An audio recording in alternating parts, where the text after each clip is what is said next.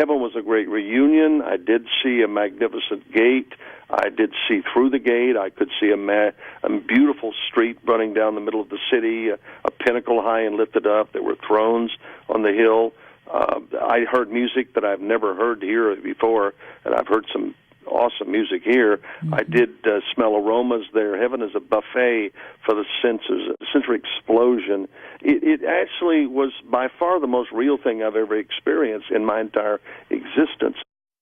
It's Channel Mom with Jenny Dean Schmidt. We're here for you.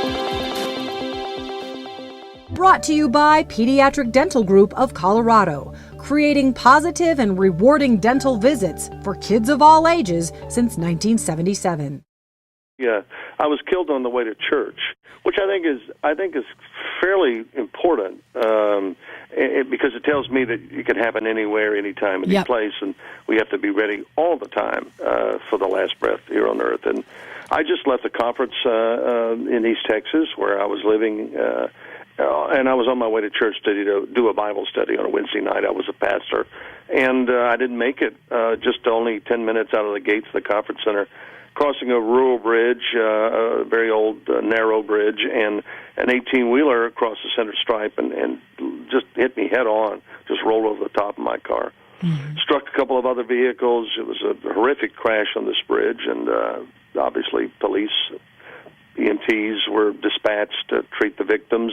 Everyone else was okay, miraculously, really, but I was not. And all of the medical people tried to work on me because no one else was hurt, and restore me, bring me back, resuscitate me, and they were unsuccessful. And they tried everything, and I was pronounced dead on the scene and covered up with a tarp, literally waiting for the medical examiner. Behind me were lots of other pastors. One of them came up on the bridge. He felt God speak to him and say, pray for me, although he did not know me, and he got permission to get in the car and pray over the body, just simply because God told him to, and that was not part of his theology, praying for dead people. Yeah, and by the way, multiple people declared you dead. It wasn't just one person who got it wrong. Four paramedics. The body was covered up. They waited for the coroner. And they tried to notify my family, at least that I'd been in an accident. They weren't able to get in touch with them. So they called the church where I was headed, told them I'd been in an accident.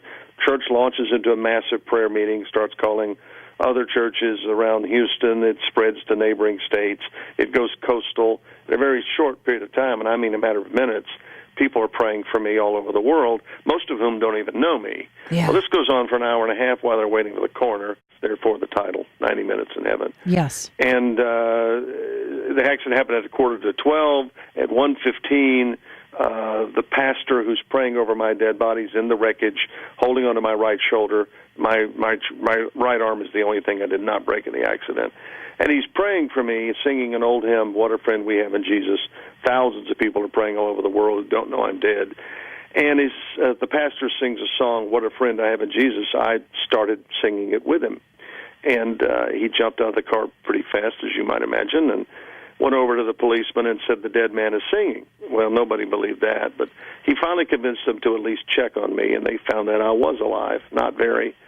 And I would be in a hospital bed from then on for 13 months and have 34 operations to try to reassemble me, which took some doing, experimental surgeries. In fact, my left leg was missing 4 inches. My left arm was in the back seat.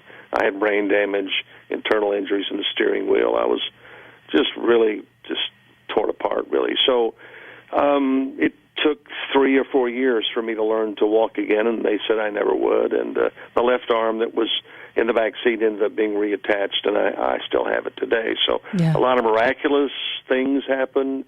A lot of prayers were answered. I really didn't have anything to do with my survival.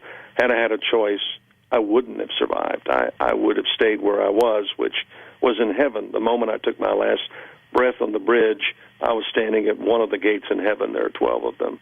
And if you've been there, you don't want to be here. And I didn't want to be here. And, as things kind of unfolded in the next few months after the accident, it was a nightmare beyond description, really. So yes, I'd rather be in heaven, but I got sent back here.